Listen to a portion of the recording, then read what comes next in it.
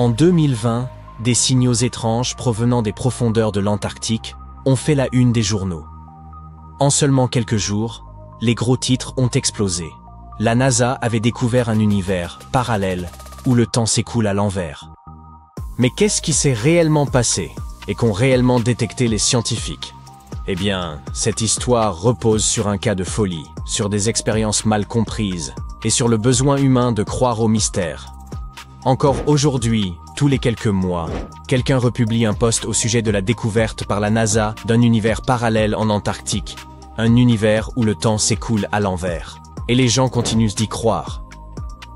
Mais non, la NASA n'a pas trouvé de monde miroir sous le pôle sud, ni aucune sorte de réalité inversée où les gens vieillissent à l'envers ou parlent en phrases rembobinées. Cependant, ils ont trouvé quelque chose de curieux.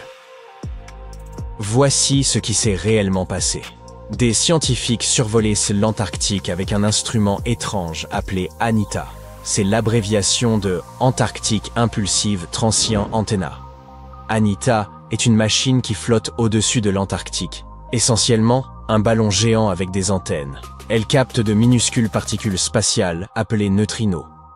Les neutrinos sont extrêmement petits et presque fantomatiques. Ils n'ont presque pas de masse et traversent la matière comme si elle n'existait pas, même des planètes entières. En général, ces neutrinos viennent de l'espace et pleuvent sur la Terre. La plupart des neutrinos, les plus communs, de basse énergie, peuvent traverser la Terre comme si c'était de l'air, comme de petits insectes passant à travers une clôture grillagée. Il existe cependant certains neutrinos à très haute énergie. Ils sont extrêmement rares et ils interagissent un peu plus souvent avec la matière, et ils peuvent être bloqués. Si des neutrinos à haute énergie frappent quelque chose de suffisamment dense, comme la roche et le métal à l'intérieur de la Terre, il se peut qu'ils heurtent enfin une particule et soient absorbés. Cette fois, la comparaison serait celle de balles de tennis venant s'écraser contre un grillage.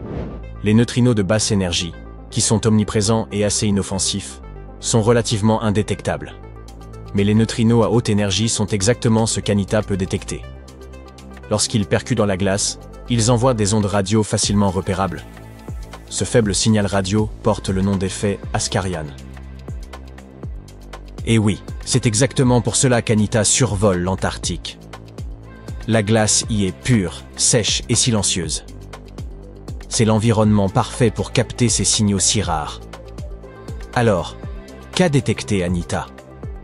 Quelque chose qui remontait sous la glace, comme si un neutrino à haute énergie venait des profondeurs de la Terre. Quoi? Bien, prenons le temps de réfléchir. La particule aurait commencé quelque part dans le nord, aurait traversé toute la Terre et serait ressortie de l'autre côté. Tout cela demeure étrange, car ce n'est pas censé se produire. Des neutrinos dotés d'une telle énergie auraient dû être arrêtés au milieu de la planète, comme nous l'avons dit, être absorbés. Du coup, les scientifiques ont été confrontés à une petite anomalie. Selon notre physique actuelle, cela ne devrait pas être possible, à moins que quelque chose que nous ne comprenons pas soit en train de se produire. Et lorsqu'on est confronté à quelque chose de bizarre, on explore toutes les options, même les plus farfelues. C'est ainsi que le cauchemar a commencé. Un groupe de chercheurs a alors publié un article suggérant que ce signal étrange pouvait être expliqué par l'existence d'un univers symétrique CPT. CPT signifie charge, parité et temps. Ce sont essentiellement trois façons de retourner l'univers. Charge signifie échanger toutes les particules avec leur contraire. Par exemple, échanger les électrons, qui ont une charge négative, avec les positrons, avec une charge positive. Parité signifie mettre l'univers en miroir, un peu comme si on le regardait dans une glace. La gauche devient la droite, et la droite devient la gauche. Et le temps, bien sûr, signifie faire s'écouler le temps à l'envers, comme on rembobine une vidéo. Il y a une grande règle en physique qui porte le nom de symétrie CPT. Selon elle, si vous changez ces trois choses à la fois, les lois de la physique devraient continuer à fonctionner de la même manière. C'est un peu fou, mais si vous prenez l'univers et que vous échangez la matière avec de l'antimatière, que vous inversez gauche et droite et que vous retournez le temps, il continuera d'obéir aux lois de la physique. Pourquoi? Eh bien, dans notre univers, un électron entre en collision avec un positron et il crée des photons. Super. Maintenant, prenez ça, inversez tout, et qu'est-ce qu'on obtient? Les photons se transforment spontanément en positrons et en électrons, mais en miroir et inversés. C'est toujours la même physique, bien qu'elle soit à l'envers. Les équations tiennent toujours, et la nature est en ordre. Maintenant, voici ce qu'il y a de fou dans tout ça. Certains physiciens se sont dit « Et si le Big Bang avait créé deux univers? Le nôtre, fait de matière normale et qui avance dans le temps. Et l'autre, un jumeau en miroir fait d'antimatière, qui recule dans le temps selon notre point de vue. Cela ne signifie pas qu'une personne dans l'autre univers ressent le temps à l'envers. Pour elle, le temps s'écoule vers l'avant, tout comme il le fait pour nous. Mais de notre point de vue, elle se déplace de notre futur vers notre passé. Et inversement, pour elle, nous sommes des créatures étranges qui se déplacent à l'envers. Et si ces deux univers étaient des images exactes, mais retournées, l'un de l'autre? Cela signifierait même physique, même règles et symétrie. Il ne s'agit pas là d'une théorie de science-fiction farfelue, même si ça y ressemble beaucoup. Cela permet aux chercheurs d'expliquer certains des mystères de la physique les plus étranges. Par exemple, pourquoi il y a tellement de matière dans notre univers, et si peu d'antimatière, bien qu'on s'attendrait plutôt à des proportions égales. Ou pourquoi l'univers est si symétrique et équilibré. Revenons à nos neutrinos. Certains scientifiques ont suggéré que, peut-être, ces particules qui volent vers le haut pouvaient provenir de cet univers miroir CPT, et faisaient intrusion dans le nôtre, comme par une fissure entre deux réalités symétriques. Si vous regardez les choses de cette façon, c'est une hypothèse assez audacieuse. C'est spéculatif. Ce n'est pas prouvé. C'est une expérience de pensée intéressante, une réalité non confirmée. Mais les médias se sont immédiatement emparés du sujet. Ils ont publié un article avec un titre affirmant que nous avions trouvé la preuve d'un univers parallèle à la temporalité inversée en Antarctique. Et tous les autres grands tabloïds l'ont repris. Ils ont prétendu que la NASA avait réellement découvert un univers parallèle. Le voyage dans le temps est réel, le multivers est confirmé. Pendant ce temps, les scientifiques qui travaillaient avec Anita ont un peu perdu la tête. Ils ont essayé d'intervenir pour dire que ce n'est pas du tout ce qui s'était passé. Ils ont expliqué que les signaux étaient inhabituels, oui, mais qu'il existait de nombreuses explications normales qui ne nécessitaient pas de réécrire les lois de la physique. Il pouvait même simplement s'agir d'une erreur expérimentale, peut-être un comportement inhabituel des particules ou des lacunes dans la façon dont nous modélisons les interactions entre neutrinos. Bien sûr, personne n'écoute les experts sur ce que les experts découvrent. Et une fois qu'une idée comme celle-ci atteint les réseaux sociaux, il devient presque impossible de raisonner les gens. Mais cela ne signifie pas non plus que le multivers n'est pas réel. Bien au contraire, les physiciens explorent toujours ce concept, et ils supposent que certains de ces univers potentiels, s'ils existent, pourraient avoir des lois différentes. Une idée, qu'on appelle la théorie des mondes multiples, provient de la physique quantique. Selon elle, chaque fois qu'un événement peut se produire de plusieurs façons, comme le déplacement d'une particule ou la prise d'une décision, toutes ces possibilités se réalisent effectivement, mais dans des univers distincts. Ainsi, il pourrait exister d'innombrables versions de la réalité, chacune légèrement différente, se ramifiant à partir de chaque événement. Peut-être que dans un univers, les dinosaures ne se sont jamais éteints. Peut-être que dans un autre, vous n'avez jamais envoyé ce texto embarrassant. Une autre idée porte le nom de théorie de l'univers bulle.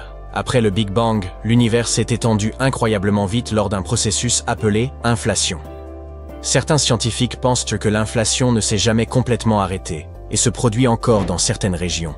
Cela signifierait que de nouveaux univers bulles se forment constamment, chacun avec ses propres lois de la physique. Notre univers ne serait qu'une bulle dans une immense mer cosmique d'autres bulles. La troisième idée concerne la matière miroir. La matière noire est invisible, mais sa gravité affecte l'univers. Certains scientifiques pensent qu'elle pourrait être constituée de particules similaires à celles qui composent la matière ordinaire, mais qui nous sont simplement cachées. Cette matière de l'ombre pourrait être à l'origine de galaxies entières et invisibles, et même de formes de vie, le tout coexistant juste à côté de nous. Peut-être ne pouvons-nous tout simplement pas la détecter autrement que par la gravité, pour l'instant. Mais en physique, il ne s'agit là que de théorie. de possibilités mathématiques. Nous n'avons aucune preuve directe que ce soit réel. Mais si nous en trouvions une, espérons seulement que ce ne sera pas le scénario du garçon qui criait au loup.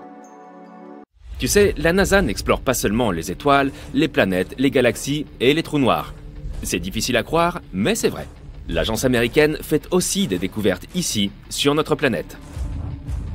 Alors, qu'est-ce que la NASA a découvert récemment? Y a-t-il de la vie sous la glace? Après avoir analysé des données, ils ont révélé que quelque chose d'incroyable se cachait sous la glace de l'Antarctique. Et cette découverte ne change pas seulement tout ce que nous savions sur l'ensemble du système hydrique de la Terre, mais elle pourrait aussi aider dans nos recherches sur la vie dans l'espace. L'existence de l'humanité pourrait dépendre de notre compréhension de l'Antarctique et de ses secrets. Ces récentes découvertes révèlent donc des informations vitales pour notre survie. Mais avant de continuer, voyons ce que tu sais de cet endroit où tout n'est que glace à perte de vue. L'Antarctique est l'un des 7 continents de la planète, situé dans l'hémisphère sud. C'est le 5e plus grand continent en termes de superficie totale. Cela signifie qu'il fait presque 2 fois la taille de l'Australie. Tu veux voir de vrais météorites? Va en Antarctique. Grâce à son climat sec, l'Antarctique est l'un des meilleurs endroits au monde pour observer l'espace.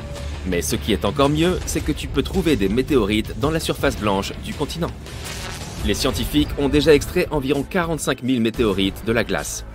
Et ils pensent en avoir détecté au moins 300 000 autres.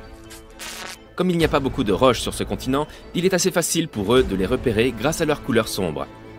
L'environnement sec et désertique de l'Antarctique favorise aussi leur préservation, même celles qui sont tombées sur Terre il y a plus d'1 million d'années.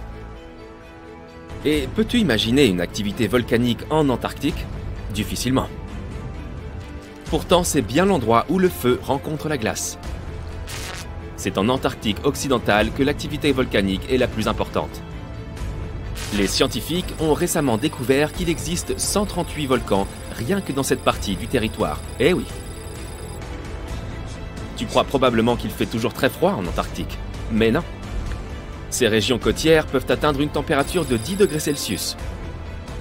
Mais t'es-tu déjà demandé à quoi ressemblerait l'Antarctique s'il n'y avait pas de glace? Cela peut sembler inimaginable maintenant, mais ce continent n'a pas toujours été recouvert de glace. D'accord, c'était il y a 34 millions d'années. Donc jusqu'à présent, personne ne pouvait savoir à quoi ressemblerait sa surface sans la glace. Mais la NASA a remédié à cela. Ils ont créé des simulations informatiques et ont dressé la carte la plus précise du continent à ce jour. Et ce qu'ils y ont vu est incroyable. Le continent n'est pas du tout plat comme on le croyait auparavant. Il est plutôt bosselé avec des vallées, des plaines ondulées et de hautes montagnes. Mais ce n'est rien à côté de ce qu'ils ont découvert sous la glace de l'Antarctique. Alors, qu'est-ce que c'est? Roulement de tambour, s'il vous plaît. La NASA a trouvé 2 nouveaux lacs subglaciaires. Et ce qui est encore plus cool, c'est qu'ils ont repéré ces lacs depuis l'espace. Comment est-ce possible? Si ta réponse est grâce à des satellites high-tech, alors tu as raison. En 2003, la NASA a lancé un satellite appelé IceSat, qui a mesuré la masse de la calotte glaciaire et la hauteur des nuages et des aérosols. Le satellite a aussi permis de créer cette carte de l'Antarctique sans glace. En 2010, l'Agence spatiale européenne a lancé un 2e satellite, Cryosat 2. Son objectif, suivre les changements d'épaisseur de la glace. Puis, en 2018, la NASA en a lancé un 3e, IceSat 2, pour prendre la relève d'IceSat. Il a mesuré l'élévation de la calotte glaciaire et l'épaisseur de la glace de mer. Il s'agissait du laser d'observation de la Terre le plus avancé de la NASA. Il a fourni des données de la plus haute précision. Et lorsque ces données ont été combinées avec celles des autres satellites, il a été possible de repérer ces 2 nouveaux lacs près de 2 autres de plus grande taille. Mais d'abord, comment est-il possible que ces lacs existent? L'épaisseur moyenne de la plupart des glaces de l'Antarctique est d'environ 1,9 km. Cependant, elle peut atteindre plus de 2,8 km d'épaisseur à certains endroits, surtout en hiver. On pourrait donc se dire qu'il n'y a rien en dessous. Mais la science nous dit le contraire. Ce n'est pas vraiment visible à l'œil nu. Pourtant, la glace du continent s'écoule lentement, mais constamment, et ce dans différentes directions sous la pression de sa propre masse. Mais pendant de nombreuses années, les scientifiques ne comprenaient pas comment l'eau se déplaçait. Cela a commencé à changer en 2007, lorsque les données recueillies par l'ICESat ont permis de comprendre ce qui se cache sous la surface. Ils ont découvert pour la première fois un réseau de lacs d'eau de fonte, tous connectés sous les courants de glace rapide de l'Antarctique. Et il y en avait des centaines. La glaciologue Hélène Amanda Fricker de la Scripps Institution of Oceanography a émis l'hypothèse que les changements d'élévation mesurés par l'ICESat se produisaient en raison de la dynamique de ces lacs. Ils ne retenaient pas l'eau de fonte de façon statique. Au lieu de cela, ils se remplissaient et se vidaient continuellement au fil du temps grâce à un système de canaux. Et au fur et à mesure, la glace au-dessus se soulevait et s'effondrait. Mais où allait toute cette eau? Dans l'océan, bien sûr. Et il s'en écoule beaucoup. Une étude récente, coécrite par Fricker, a révélé que l'écoulement des eaux d'un lac déverse pas moins de 750 milliards de litres dans l'océan en seulement 3 jours. D'innombrables mystères concernant les phénomènes naturels attendent encore d'être résolus. Mais la découverte de ces 2 nouveaux lacs donne aux scientifiques une meilleure idée de la vitesse à laquelle la calotte glaciaire de l'Antarctique se modifie à mesure que le climat se réchauffe, ainsi que de la façon dont cela affecte les courants océaniques et l'élévation du niveau de la mer. Le cycle de remplissage et d'écoulement des lacs provoque également des fissures et des crevasses sur la couche de glace. Les informations que les chercheurs trouveront dans ces nouveaux lacs leur permettront donc de mieux comprendre ce qui se passe à la surface de la glace. Ils pourront aussi évaluer comment ce système de remplissage et d'écoulement influence la vitesse à laquelle la glace glisse dans les océans et les mers. Et cela signifie qu'ils pourront évaluer comment l'eau douce ajoutée peut modifier les écosystèmes marins. Cette découverte peut également nous permettre de savoir si la vie existe sous la glace. Génial! Les scientifiques ont foré à environ 1068 mètres dans la glace et ont découvert que les échantillons d'eau prélevés dans l'un des lacs contenaient environ 10 000 cellules bactériennes par millilitre. Un nombre aussi élevé de vie bactérienne est un bon signe, car cela signifie que les eaux glacées pourraient aussi abriter ces formes de vie plus développées, comme des micro-animaux. Et l'un de ces nouveaux lacs pourrait même être l'endroit où ils vivent. Mais le plus fascinant, c'est que ces nouveaux lacs pourraient les aider à comprendre si la vie est possible sur d'autres planètes. Les scientifiques pensent que la vie sous la surface gelée de la planète Mars, s'il y en a, pourrait correspondre au modèle observé dans les lacs de l'Antarctique. Il est donc possible qu'ils trouvent de nouvelles informations cruciales sur le type de vie qui a pu exister sur la planète rouge. Mais les hivers y sont plutôt rudes. La température la plus basse sur Terre est de moins 89,2 degrés Celsius.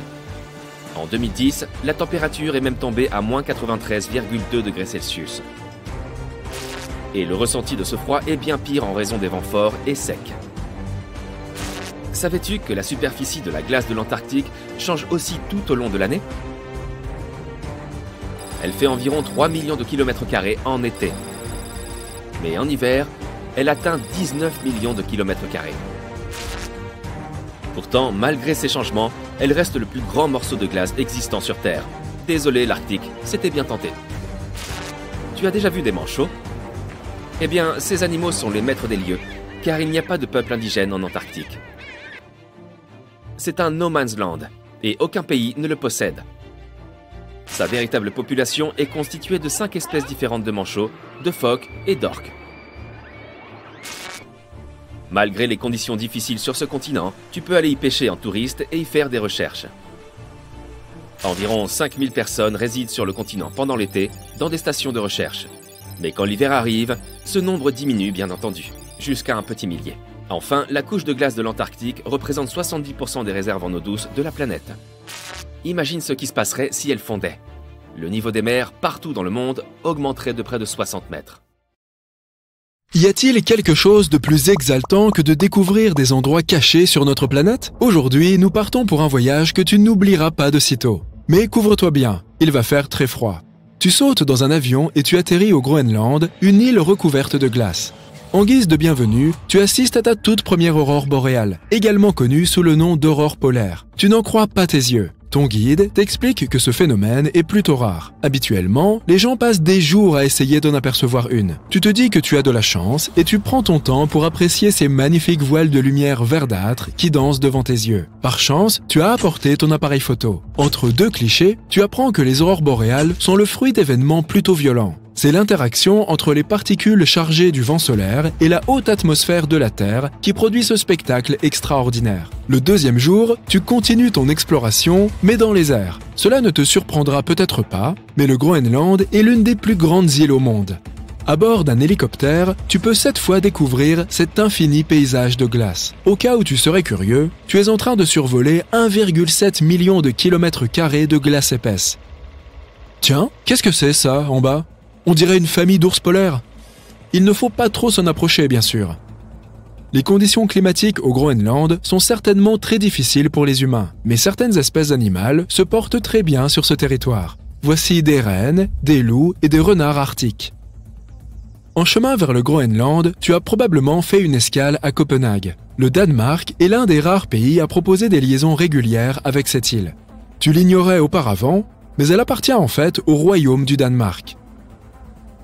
Sur une carte, tu la trouveras entre les océans Arctique et Atlantique. Tu as de la chance, car ton pilote, qui connaît bien la région, te fait part de quelques secrets concernant ce paysage. Sous sa surface blanche de 3,2 km d'épaisseur, se trouve un monde complètement différent. Un monde plein de canyons, de cratères sculptés par des météorites et de fossiles végétaux millénaires. Tu es impatient d'aller découvrir chacun de ces endroits. Mais bien sûr, tu devras faire appel à ton imagination, car tout est caché sous la glace. Crois-le ou non, près de 80% de la surface de l'île en est recouverte. Ton premier arrêt est le Grand Canyon du Groenland. Tu atterris non loin, quelque part dans la partie nord de l'île. Tu sais peut-être que les canyons sont des vallées profondes et étroites aux parois abruptes. Mais je parie que tu ne savais pas que le mot canyon vient de l'espagnol canyon, qui signifie tube ou tuyau. Ce Grand Canyon présente quelques similitudes avec celui des États-Unis. Tout d'abord, en termes de taille, il fait au moins 750 km de long et jusqu'à 800 mètres de profondeur à certains endroits. Une véritable vallée sous glaciaire. Et si tu te poses des questions sur son origine, eh bien, le canyon a probablement été formé par un cours d'eau avant que la glace ne prenne le dessus. Et oui, le Groenland n'a pas toujours été recouvert de glace. Cette île, autrefois, était verte. Nombreux sont les endroits sur Terre qui, s'ils sont aujourd'hui glacés comme l'Antarctique, furent jadis tout à fait verdoyants. Les scientifiques ont découvert qu'à une certaine époque, le Groenland était en grande partie exempt de glace. Grâce à un radar aéroporté, ils ont fait quelques trouvailles étonnantes. Au fait, les radars ne peuvent pas détecter la glace. Si tu as du mal à le croire, essaye de mettre un glaçon dans ton micro-ondes. Il ne fondra pas. La récente découverte de plantes fossilisées a permis aux chercheurs de savoir que le Groenland était jadis beaucoup plus chaud qu'on ne l'imaginait. Lors d'une exploration conduite en 2021, des scientifiques de l'Université du Vermont ont trouvé des fossiles de brindilles et de feuilles, ce qui les a fortement déconcertés. Ils s'attendaient à découvrir du sable et des roches dans la couche de glace la plus profonde. Mais au lieu de cela, ils ont trouvé des preuves d'une flore abondante. Avec tout ce que tu as pu voir du paysage, il te sera difficile de croire qu'il y avait autrefois des forêts ici. De nos jours, la végétation du littoral groenlandais est principalement constituée de toundra. Et c'est à peu près tout. Mais d'après le matériel génétique découvert dans ces plantes fossilisées, les chercheurs pensent que l'île était bien plus verte autrefois. Il est même probable que des forêts y abritaient des insectes et que des papillons et des coléoptères y volaient par millions. La température moyenne sur l'île variait de 10 degrés en été à moins 17 degrés en hiver. Les appareils de l'opération Icebridge de la NASA ont survolé le Groenland plus de 100 fois. Cela leur a permis de créer des cartes en 3D du territoire et de déterminer l'âge de chaque couche de glace de sa calotte. Les calottes glaciaires peuvent nous aider à résoudre de nombreux mystères, car elles se forment sur des milliers d'années. Elles consistent en des couches de neige venant recouvrir d'autres couches de neige. La neige se tasse pour former de la glace qui, à son tour, va former ce que nous appelons une calotte glaciaire. Et ces fossiles dont nous parlions, on pense qu'ils datent de l'Éémien, période que l'on situe entre 130 000 et 115 000 ans avant le présent. Selon les images 3D obtenues par la NASA, nous pouvons deviner 3 périodes climatiques distinctes au sein de la calotte glaciaire. La couche la plus élevée est assez plate et uniforme. Si tu décidais de creuser un peu plus profondément, tu tomberais sur la couche qui s'est formée pendant la dernière période glaciaire. Elle est plus complexe et accidentée. La glace y est plus sombre qu'à la surface. Si tu laisses ton esprit vagabonder, tu peux imaginer à quoi ressemblait cette partie du monde lorsque les mammouths s'y promenaient. En continuant à creuser, tu finiras par trouver des restes de glace de l'Éémien dont je t'ai parlé. Mais on n'a pas découvert que ces extraordinaires canyons sous la glace. Si tu pouvais jeter un œil sous toutes ces couches de neige, tu verrais une impressionnante chaîne de montagnes, mais aussi de magnifiques fjords. En 2017, des scientifiques ont créé une carte représentant le Groenland sans toute sa glace. On y découvre une dépression en forme de cuvette en plein milieu de l'immense île. Cette dépression était très probablement jadis un lac. Tout autour se dressaient des chaînes de montagnes. Ce paysage ressemblait sans doute à la Patagonie moderne. Des hautes montagnes aux sommets enneigés entourant des lacs cristallins. Cet ancien lac du Groenland est une véritable merveille. Sa fosse est aussi grande que les États de Rhode Island et du Delaware réunis. On pense que le lac occupait plus de 7000 km² et, à l'époque, au moins 18 cours d'eau différents l'alimentaient. Ces eaux bleues et limpides devaient être magnifiques, et glaciales bien sûr. Si l'on souhaitait y faire un petit plongeon, la prudence était de mise. À certains endroits, ce lac atteignait une profondeur de 243 mètres.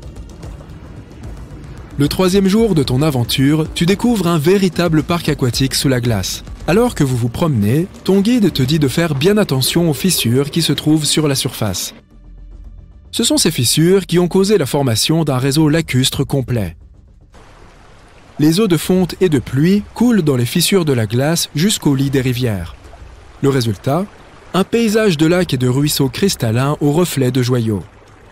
Les chercheurs estiment qu'il existe environ 60 petits lacs sous-glaciaires.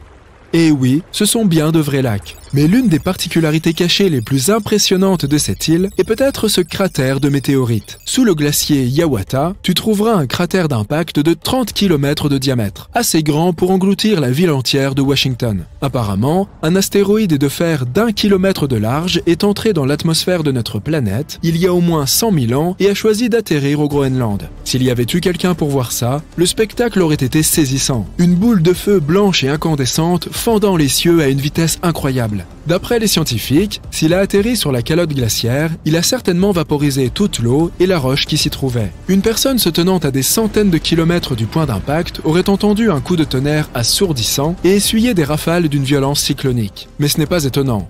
Les météores entrent dans l'atmosphère terrestre à une vitesse moyenne de 72 400 km/h. À titre de comparaison, cela représente 2,5 fois la vitesse d'une navette spatiale. Forcément, ça va faire du bruit et former un immense cratère. Qui n'a pas rêvé un jour de franchir le cercle polaire pour en admirer les merveilles naturelles, des ours polaires gambadant sur la banquise aux aurores boréales ondoyant dans le ciel? Eh bien, désolé de te l'apprendre, mais l'Antarctique, pour sa part, n'est pas prête de recevoir des touristes. Pourquoi, me diras-tu? Plongeons dans le vif du sujet. Tout d'abord, où se trouve l'Antarctique? Il se situe dans l'hémisphère sud, plus précisément au pôle. L'océan austral l'entoure et la majeure partie du continent est recouverte de glace, ce qui en fait l'un des endroits les plus isolés et les plus froids de la planète. As-tu déjà rencontré quelqu'un qui ait visité l'Antarctique? Probablement pas. C'est l'un des endroits les moins visités du globe et seule une poignée d'explorateurs chanceux ont pu découvrir l'intérieur du continent, qui est principalement constitué de glaciers et autres champs de glace. Mais crois-moi, la faune et les paysages y sont extraordinaires. Pourquoi ne nous rendrions-nous pas en Antarctique? Tout d'abord, l'environnement y repose sur un équilibre incroyablement fragile et peut être facilement endommagé. De plus, il n'y a pas de population humaine autochtone sur le continent, de sorte que votre voyage reviendrait à visiter une immense île déserte. N'oublions pas non plus que c'est l'une des destinations les plus chères. Malgré tout, l'Antarctique n'est pas exactement gardé comme une forteresse, mais il est régi par un accord international, le traité sur l'Antarctique. Ce dernier a été négocié afin d'empêcher toute activité indésirable sur le continent et interdit certaines formes de tests effectués par les États membres. Mais la principale raison pour laquelle nous ne pouvons pas entrer comme ça dans l'Antarctique est que l'écosystème y est fragile et doit être protégé. Le traité stipule que l'Antarctique ne doit être exploité qu'à des fins pacifiques et qu'il doit être exempt de toute activité humaine susceptible de nuire à l'environnement. Les scientifiques n'ont pas fini d'en apprendre sur l'écosystème unique du continent, et notre activité ou nos machines pourraient perturber l'équilibre délicat qui y règne. Si tu as toujours envie de te rendre en Antarctique, sache qu'il n'est pas facile d'obtenir une autorisation. Les citoyens américains, par exemple, doivent remplir un formulaire spécial et l'envoyer au Bureau des affaires océaniques et polaires. Une fois sur place, Il leur faut respecter des règles strictes pour préserver l'environnement, comme ne pas perturber la faune ou emporter de souvenirs tels que des pierres, des plantes ou des animaux. Techniquement, peut-on vivre en Antarctique? Bien qu'aucune loi n'interdise aux gens d'y résider à titre permanent, il s'agit d'un environnement très inhospitalier et inadapté à l'installation humaine. Les températures peuvent descendre à moins 60 degrés Celsius, voire encore plus bas, ce qui rend presque impossible la survie de quiconque sans l'équipement et l'expérience appropriée. De plus, la Terre la plus proche se trouve à plus de 1600 km, ce qui coupe complètement les habitants du reste du monde. Qui sait, peut-être aurons-nous un jour la chance de visiter ce continent unique et fascinant, mais en attendant, on se contentera de l'admirer de loin. Parlons maintenant un peu de la découverte de l'Antarctique. Contrairement à d'autres endroits déjà peuplés, l'Antarctique n'a jamais eu de population humaine autochtone. Les philosophes grecs de l'Antiquité avaient pourtant une notion de ce continent et l'ont baptisé Antarctos, qui signifie « en face de l'ours ». Les ours dont il est question ne sont pas les ours polaires, mais les constellations de la Grande et de la Petite Ourse, qui ne sont observables que dans l'hémisphère nord. Cette région est donc le contraire du pays de l'ours. À la fin du XVIIIe et au début du XIXe siècle, les navires de chasse à la baleine et aux phoques ont commencé à s'aventurer plus au sud lorsqu'ils doublaient le cap Horn, à l'extrémité de l'Amérique du Sud. On savait que pousser plus loin signifiait souvent des vents plus forts, mais aussi le risque de heurter des icebergs de toute taille. Sius courants imprévisibles pouvait s'avérer dangereux pour le navire et l'équipage. Le capitaine James Cook aura été le premier à franchir le cercle polaire antarctique le 17 janvier 1773 dans la région de la mer de Ross. Il a atteint un point plus au sud un an plus tard, et bien qu'il n'ait pas vu la Terre, l'a approché de moins de 80 km et a aperçu des dépôts rocheux retenus par des icebergs, indiquant qu'il existait bien une Terre plus au sud. Il est généralement admis que la première observation de l'Antarctique a eu lieu en janvier 1820, lors du voyage de 2 navires commandés par le capitaine Fabian Gottlieb von Bellingshausen et CE, dans le cadre d'une expédition de 2 ans autour du monde à la recherche de nouvelles terres. Les navires du capitaine auraient été les premiers à avoir franchi le cercle antarctique depuis Cook. Le premier débarquement incontesté en Antarctique n'a eu lieu que bien plus tard, le 24 janvier 1895, au Cap Adar, lors d'une escale d'un baleinier commandé par Henrik Bull et judicieusement nommé Antarctique. Un petit canot avec 6, ou peut-être 7, hommes à bord s'est alors contenté de ramer jusqu'au rivage par temps calme. Tu ne le croiras peut-être pas, mais l'Antarctique est en fait un désert. Avec toute cette glace, on pourrait penser qu'il s'agit d'un paysage de conte de Noël, avec des batailles de boules de neige et du chocolat chaud toute la journée. Lorsqu'on pense à un désert, on imagine plutôt des chameaux, des cactus et des gens qui font des pieds et des mains pour trouver de l'eau. Mais en Antarctique, c'est une toute autre histoire. La difficulté n'est pas de trouver de l'eau, mais de trouver quelque chose qui ne soit pas recouvert de glace. Les précipitations moyennes y ont été d'un peu plus de 10 mm au cours des 30 dernières années. Ça ne représente que quelques gouttes de pluie par rapport aux averses que nous connaissons. Techniquement, ce ne sont donc pas les dunes ou la chaleur torride qui font un désert. C'est l'absence de précipitations. Mais ne t'inquiète pas, si tu te perds en Antarctique, tu n'auras pas à craindre d'avoir soif. Veille simplement à emporter une veste et des moufles, car il fait assez froid pour te transformer en sorbet. Non seulement l'Antarctique est l'un des endroits les plus secs de la planète, mais c'est aussi le plus froid, le plus venteux et l'un des plus élevés. Par ailleurs, les manchots et les chercheurs de l'Antarctique ont parfois bien du mal lorsqu'il s'agit de se repérer dans le temps. En effet, contrairement à ceux qui se passent sur le reste de cette grande planète bleue, il n'y a pas de fuseau horaire en Antarctique. Toutes les lignes de longitude se rejoignent en un seul point au pôle sud, ce qui complique quelque peu la tâche lorsqu'il s'agit de déterminer l'heure qu'il est vraiment. Tu te dis peut-être, mais comment les scientifiques et les chercheurs font-ils pour garder la notion du temps là-bas? Bonne question. Ils s'en tiennent généralement au fuseau horaire du pays d'où ils sont partis. Cependant, avec des stations du monde entier réparties sur le continent, les choses peuvent vite devenir un peu bizarres. Imagine que tu essayes de te coordonner avec les pays voisins sans les réveiller accidentellement au milieu de la nuit. On pourrait penser que peu de choses peuvent survivre dans un endroit où la température est aussi basse, où le soleil pointe à peine et où le vent peut emporter aussi vite qu'un fétu de paille.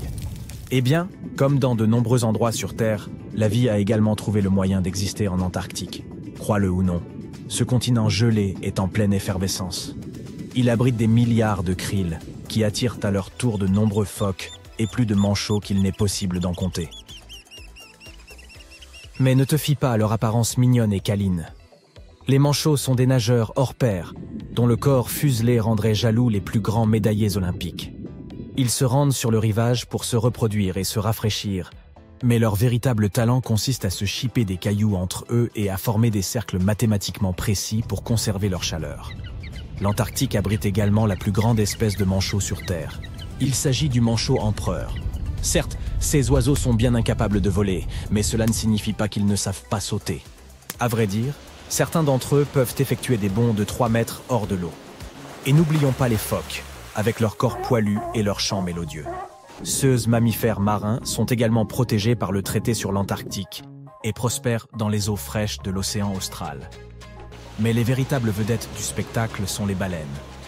Pendant l'été antarctique, ces énormes créatures viennent en masse pour se repaître d'une abondance de krill. C'est un véritable buffet pour les baleines. Il existe une ouverture énigmatique en plein cœur de l'Antarctique. Certains l'associent à la résidence estivale du Big Foo, à une navette spatiale tout droit sortie de Star Trek, ou encore à un passage vers Agartha, ce royaume légendaire que certains situent au centre de la Terre. Les scientifiques ont réfuté toutes ces spéculations romanesques et ont précisé que cette porte mystérieuse se trouvait dans une étendue de banquise côtière. Jointive au rivage, elle est entourée de petites îles et de hauts fonds. Lorsque la glace s'écoule autour de formations rocheuses enfouies sous la surface, elle peut générer des motifs intrigants mais parfaitement naturels. En ce lieu, la minceur de la glace accentue l'influence des rochers sous-jacents sur son déplacement. De plus, les vents glacés de l'Antarctique sculptent la neige et la glace, formant des lignes et des reliefs qui peuvent prêter à confusion. Cette fameuse porte n'est en réalité qu'une crête rocheuse mise au jour par une fonte partielle de la glace. Son sommet correspond à l'extrémité d'un affleurement rocheux, tandis que ses parois ne sont que des traces de neige façonnées par des vents violents soufflant dans une direction constante. Il s'agit donc simplement d'un iceberg échoué en pleine fonte. Un YouTuber a repéré un autre élément insolite bien loin des côtes antarctiques. Un navire de glace de 120 mètres de long, à plus de 240 km en mer. Internet s'est aussitôt emballé, certains affirmant que cette épave gelée aurait dérivé jusque-là depuis le triangle des Bermudes. Toutefois, aucune donnée scientifique ne permettait de confirmer qu'il s'agissait d'un navire plutôt que d'un imposant bloc de glace. D'ailleurs, en examinant de nouveau la zone peu après, les internautes ont constaté qu'avec la fonte estivale, l'hypothétique vaisseau avait tout bonnement disparu. Une autre découverte intrigante sur Google Maps en Antarctique concernait une prétendue pyramide. Avant que vous n'imaginiez un scénario fascinant impliquant les anciens Égyptiens et une base secrète enfouie sous la glace, il convient de préciser qu'il ne s'agissait en réalité que d'une montagne. Elle appartient à la plus haute chaîne du continent, les monts Ellsworth, qui s'étendent sur près de 400 km. Ce n'est d'ailleurs pas la première formation rocheuse à avoir été comparée à une pyramide. Au cours de l'expédition antarctique britannique, des explorateurs avaient déjà identifié une pareille montagne et l'avaient baptisée la pyramide. Pourtant, cette dernière ne présentait même pas la silhouette caractéristique d'un tel édifice. Voici une découverte antarctique qui ne manquera pas de vous impressionner. Une immense plateforme glaciaire, celle de Dodson, dont les reliefs ont évoqué aux scientifiques ceux du Grand Canyon. Un robot sous-marin spécialement conçu, nommé RAN, a parcouru près de 1000 km sous la glace et a rapporté des images spectaculaires de montagnes gelées, de vallées, de plateaux et de motifs tourbillonnants entièrement constitués de glace. Parmi les éléments les plus surprenants relevés par RAN figuraient d'énormes cavités en forme de cuvette, atteignant parfois 300 mètres de longueur. Malheureusement, les chercheurs ont fini par perdre la trace du robot. Ils supposent que des phoques de Weddell, intrigués par l'engin, auraient pu le heurter et provoquer son immobilisation. Pour préserver son énergie, RAN aurait alors cessé toute activité, rendant toute récupération impossible. L'équipe espère toutefois concevoir un nouvel appareil afin de poursuivre l'exploration de ce canyon gelé et d'observer l'évolution des motifs formés au fil du temps. Un autre canyon colossal a été mis au jour en Antarctique grâce au mauvais temps.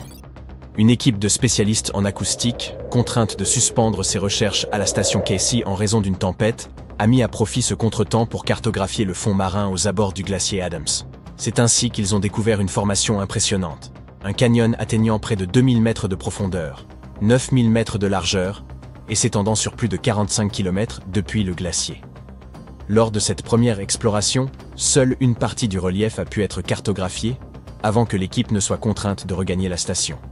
Toutefois, lorsqu'une nouvelle perturbation a frappé la région, le navire a repris la mer et a permis de compléter l'étude du canyon, malgré des vents violents et des vagues atteignant jusqu'à 4 mètres de hauteur. Grâce à une quinzaine d'heures de collecte de données, la carte du site a pu être finalisée. Avant leur retour en Australie, les chercheurs ont effectué un dernier arrêt pour obtenir une vision d'ensemble du canyon, dont l'analyse contribue à approfondir la compréhension de l'histoire des glaciers ainsi que des interactions entre la calotte glaciaire antarctique et l'océan. Il existe en Antarctique un lac gelé baptisé lac Enigma. Longtemps, on a cru qu'il était entièrement pris dans la glace, mais au cours d'une expédition menée entre novembre 2019 et janvier 2020, des chercheurs ont découvert, sous son épaisse croûte glacée, une couche d'eau liquide d'environ 12 mètres de profondeur. Afin d'en percer les mystères, ils ont foré la glace et envoyé une caméra explorer ses profondeurs cachées. L'eau du lac, qui proviendrait du glacier voisin par un passage souterrain encore inconnu, abritait une vie microbienne surprenante.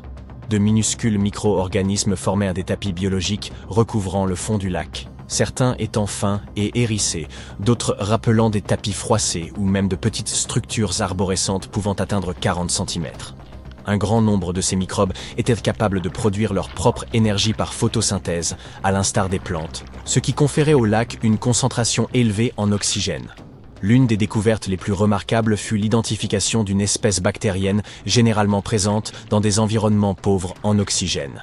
Le lac Enigma pourrait ainsi présenter des similitudes avec les conditions régnant sur certaines lunes glacées comme Europe ou Encelade, suggérant que ces astres pourraient également renfermer de l'eau sous leur surface gelée, et, peut-être, une vie microbienne.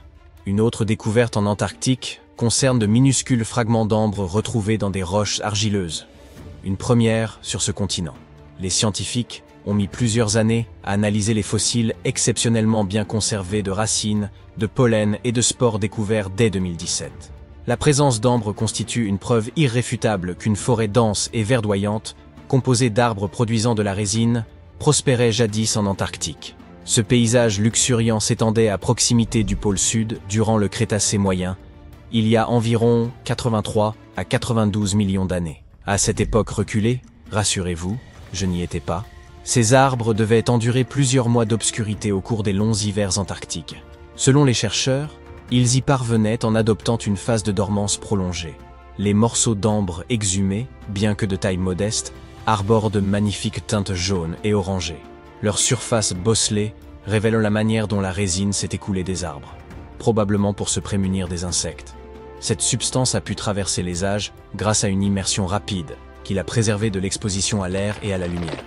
Un scientifique examinait des images satellites à la recherche des traînées brunes laissées par les déjections des manchots, lorsqu'il a identifié 4 nouvelles colonies de manchots empereurs aux confins du globe. Il est probable que ces colonies existent depuis plusieurs années déjà, bien que 3 d'entre elles soient relativement petites, chacune comptant moins d'1 millier d'individus reproducteurs. L'une des colonies récemment découvertes se situe non loin de la plateforme de glace de Lazarev, où une colonie plus importante existait autrefois. Les chercheurs pensaient que celle-ci avait disparu en 2019, mais il semblerait que les manchots aient simplement migré légèrement en réponse aux variations de la banquise. L'étude de ces populations pourrait donc permettre de mieux comprendre la manière dont les manchots empereurs s'adaptent aux changements environnementaux. Il y a 40 millions d'années, un immense réseau fluvial traversait l'Antarctique.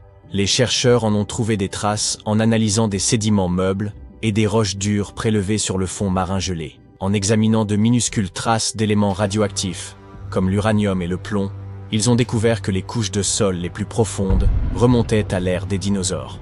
Plus en surface, des dépôts plus récents présentaient une structure rappelant celle des deltas fluviaux actuels, à l'image de ceux du Mississippi ou du Rio Grande. De petites traces de vie ont également été détectées dans le sable. À son apogée, ce fleuve prenait sa source dans la chaîne transantarctique et parcourait 1500 km avant de se jeter dans la mer d'Amundsen. Poursuivant leurs recherches sur des couches de sédiments plus récentes, âgées d'environ 20 millions d'années, les scientifiques espèrent que ces découvertes leur permettront de mieux anticiper les évolutions futures du climat terrestre. Vous plongez dans les eaux glacées et obscures de l'Antarctique. Une obscurité bleutée, presque surnaturelle, vous enveloppe, évoquant l'immensité de l'espace. Dans ces profondeurs inhospitalières, là où vous ne vous attendriez jamais à rencontrer une âme vivante, un bruit soudain et étrange surgit. Un cri semblable au cancanement d'un immense canard tapi dans les abysses. En 1960, des chercheurs ont capté pour la première fois ce son énigmatique, qu'ils ont baptisé Bioduck. Un choix ingénieux. Pendant des décennies, ils ont cherché à percer le mystère de son origine. Était-ce un kraken, un vaisseau spatial échoué au fond des mers, une créature marine inconnue ou un canard colossal? Les hypothèses, toutes plus fantasques les unes que les autres, se sont multipliées. Les océanographes ont repéré des sons analogues dans d'autres régions. Non loin des côtes ouest de l'Australie et aux abords de la Nouvelle-Zélande, ils ont enregistré des signaux similaires, bien que plus aigus, qu'ils ont nommés biogoose. Avec de telles appellations, l'atmosphère étrange et mystérieuse de cette histoire semble vite s'estomper. Ces sons n'étaient toutefois pas des événements isolés, mais se reproduisaient à intervalles réguliers. La fréquence des émissions suggérait à beaucoup une origine mécanique.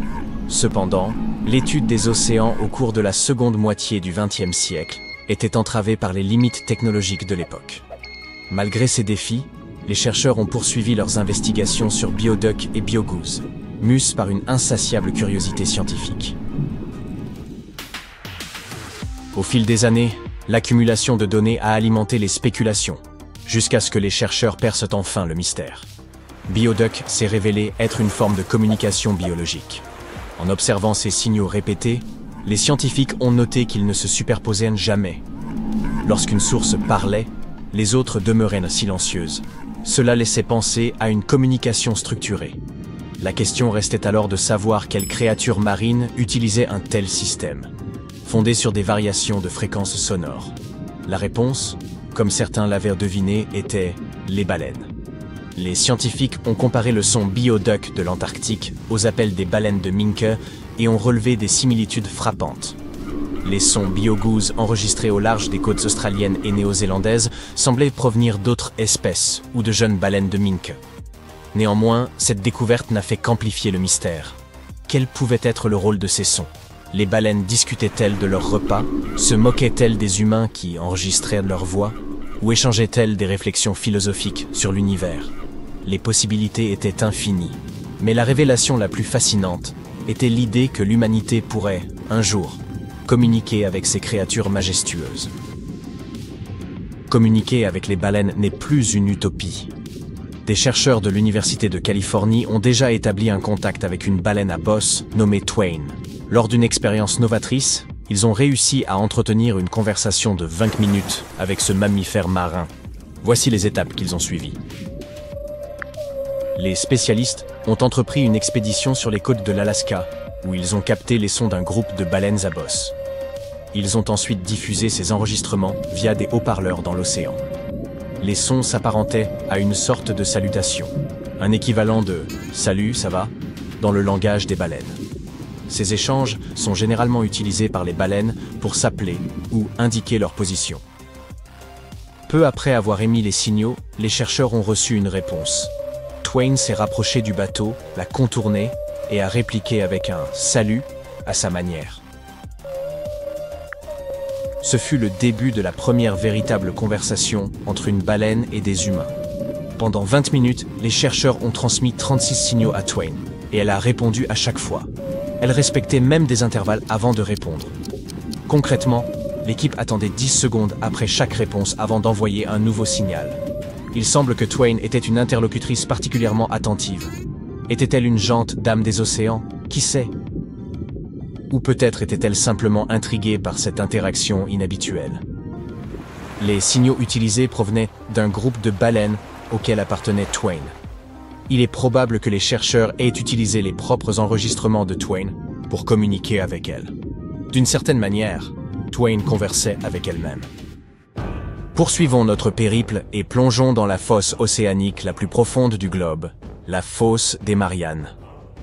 Ce gouffre immense, situé au sud du Japon, s'étend sur plus de 2400 km et atteint une profondeur vertigineuse de près de 11 000 mètres à son point le plus bas.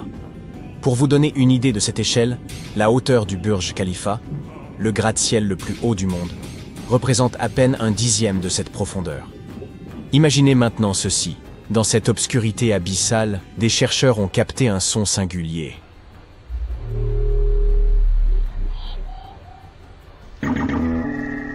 Contrairement au bioduc, ce bruit évoquait une ambiance de science-fiction. Avec un grondement sourd suivi d'un ping métallique, semblable au bruit des vaisseaux spatiaux dans les films. Les scientifiques ont baptisé ce phénomène mystérieux les sons de Biotwang. Ce son insolite a été détecté pour la première fois en 2014 lors d'une étude acoustique menée dans la fosse des Mariannes. Les chercheurs ont rapidement localisé son origine, les baleines, plus précisément les rorquals de bride. Grâce à l'intelligence artificielle, ils ont analysé près de 200 000 heures d'enregistrements marins et ont identifié des correspondances avec un groupe de ces rorquals. Comme de nombreuses espèces animales, ces baleines utilisent des sons pour communiquer. Mais devinez ce qu'on a également découvert au fond de la fosse des Mariannes? Une bouteille en plastique. Inutile d'accuser un kraken, une baleine ou une créature mythique quelconque. Cette bouteille est, sans surprise, le fruit de l'activité humaine. Mais ce sujet mérite une vidéo à part entière. Passons maintenant à un autre son intrigant. Cette fois, il ne s'agit pas de baleines, mais d'un bruit mystérieux enregistré dans le coin le plus isolé de la planète. Ce site porte le nom de Point Nemo, et sa solitude est légendaire. Niché dans l'océan Pacifique Sud, Point Nemo est l'endroit le plus éloigné de toute Terre, l'île la plus proche se trouvant à 2700 km. Peu importe la direction, cette distance reste à peu près la même. En outre, cet isolement est accentué par l'absence presque totale de vie marine, car les courants marins, et donc les nutriments, y sont extrêmement rares. En quelque sorte, le Point Nemo est un véritable désert aquatique. Ainsi, en 1997, des océanographes ont capté un son étrange et angoissant provenant des profondeurs aux abords du Point Nemo.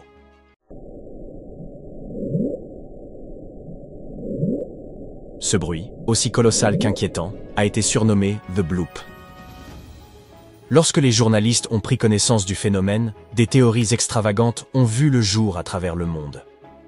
La plus populaire suggérait qu'un monstre marin gigantesque, peut-être un kraken ou une autre créature de légende, était à l'origine de ce bruit. Cependant, l'engouement pour le bloop n'a pas duré, car les scientifiques ont fini par en élucider la cause. Il s'est avéré que l'origine du bloop était un iceberg. Lorsque ces masses de glace se fissurent et s'effondrent, elles produisent des sons à très basse fréquence, pouvant être détectés à de grandes distances. Pour vérifier cette hypothèse, les chercheurs ont enregistré d'autres icebergs et ont entendu des sons similaires. À propos, le Point Nemo est si isolé que les agences spatiales y abandonnent leurs satellites en fin de vie.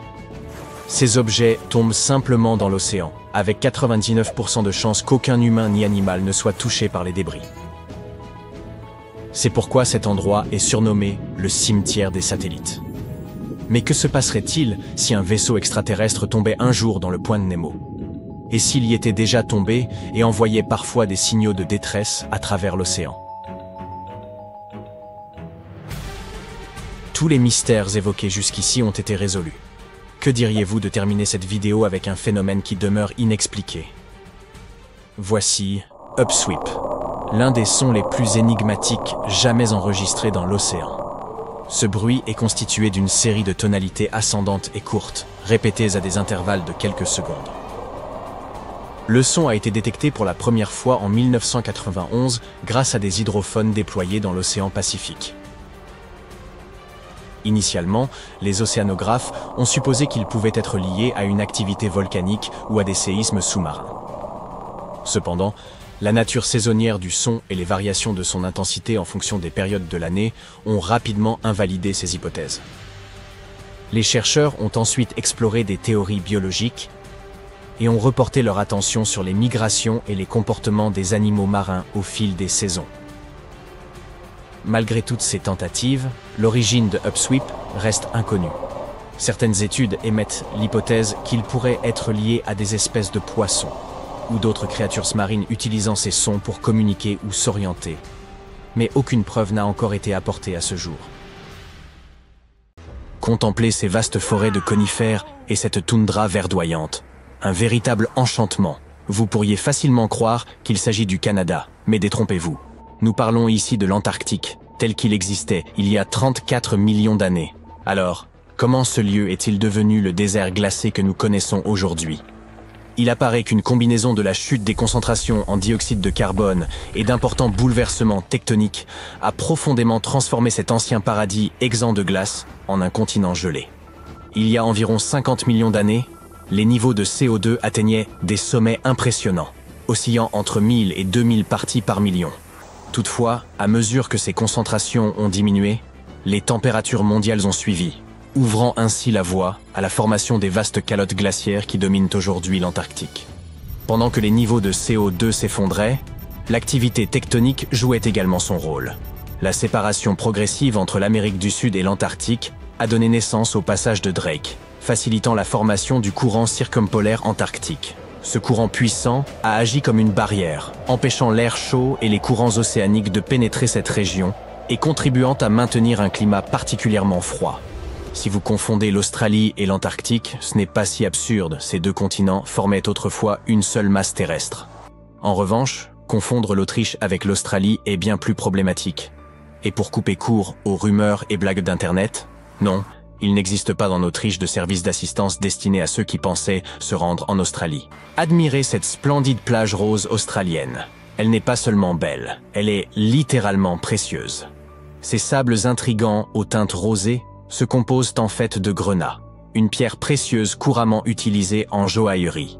Après avoir analysé ce sable, les géologues ont découvert que les grenats qu'il contenait étaient le plus anciens que les montagnes environnantes.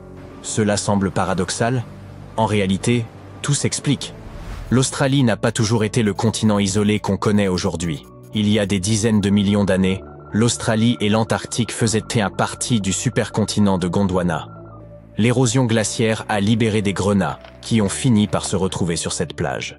Ces sables se sont formés à une époque où l'Australie méridionale était plate et soumise à un climat frais, bien avant que les montagnes n'émergent. Si la plupart des grenats sont habituellement emportés, ceux-ci ont une riche histoire remontant aux roches glaciaires de la chaîne transantarctique. En somme, ce sable rose provient d'une ancienne chaîne de montagnes enfouie sous les glaces de l'Antarctique. Non seulement la glace de l'Antarctique renferme des pierres précieuses comme le grenat, mais en y regardant de plus près, vous pourriez même découvrir des bâtiments entiers. Cela peut paraître insensé, mais c'est précisément ce qu'a réalisé un explorateur britannique du nom de Chris Brown, qui a mis au jour une structure entière sous la glace. Lors d'une expédition vers le pôle d'inaccessibilité, tout avait pourtant mal commencé. Chris et son fils ont subi une panne d'avion. C'est alors qu'ils ont repéré un buste de Lénine émergeant de la neige. Cet endroit s'est révélé être une ancienne station météorologique. Malgré les températures glaciales, Chris et son fils Mika ont pris grand plaisir à explorer cet endroit unique. Chris s'est fixé un objectif audacieux, conquérir les 7 pôles d'inaccessibilité terrestre. Jusqu'à présent, il en a déjà atteint 5. Vous savez probablement déjà que l'Antarctique est le plus vaste désert de la planète, bien plus étendu que le Sahara ou le Gobi. Pourtant, en dépit de son extrême aridité, ce continent abrite une cascade pour le moins étrange. Située dans les vallées sèches de McMurdo, cette chute d'eau, haute de 5 étages, donne l'impression de déverser de l'hémoglobine. Ce phénomène fascinant porte d'ailleurs un nom évocateur, les chutes de sang. Bien que cette cascade cramoisie puisse sembler étrange, voire inquiétante, son origine s'explique facilement. L'eau qui alimente ce phénomène était à l'origine un lac salé, mais elle a été progressivement isolée du monde extérieur par la formation de glaciers. Aujourd'hui, cette eau millénaire repose à environ 400 mètres sous la surface et a atteint une salinité 3 fois supérieure à celle de l'océan. Chargée en fer, elle ne reçoit ni oxygène ni lumière. Lorsqu'elle s'infiltre à travers une fissure du glacier et entre en contact avec l'air, le fer s'oxyde, donnant à l'eau sa teinte rouge foncée, semblable à de la rouille. On croit souvent à tort qu'aucune espèce d'insecte ne vit en Antarctique. Pourtant, ce n'est pas tout à fait vrai, car un minuscule moucheron, connu sous le nom de Belgica antarctica, y a élu domicile. Par ailleurs, on y trouve également quelques araignées. Ces araignées ne sont pas celles que vous trouvez nichées dans les coins sombres de votre maison. Ce sont des créatures marines qui vivent dans l'obscurité glaciale des profondeurs de l'océan Antarctique. Ces arthropodes étonnants peuvent atteindre une envergure d'environ 50 cm. Comme si leur taille n'était pas déjà impressionnante, elles respirent aussi grâce à de petites ouvertures situées dans leurs pattes. Si l'on vous demande quelle couleur vous associez à l'Antarctique, vous penserez sans doute au blanc, tout comme moi. Cependant, ce continent glacé peut parfois évoquer une tranche de pastèque. Cette neige colorée doit son aspect à une micro-algue robuste appelée Chlamydomonas nivalis. Lors des mois d'été en Antarctique, lorsque les températures remontent, ces algues libèrent des spores aux teintes éclatantes de rouge et de vert, donnant à la neige des couleurs vives et surprenantes.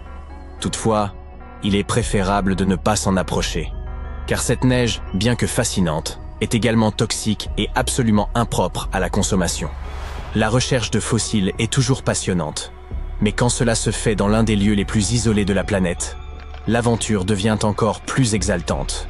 Une équipe de scientifiques pluridisciplinaires a récemment réalisé une découverte exceptionnelle, ramenant plus d'1 tonne de fossiles de vie marine ancienne, de dinosaures et d'oiseaux datant de la période du Crétacé supérieur, il y a environ 71 millions d'années.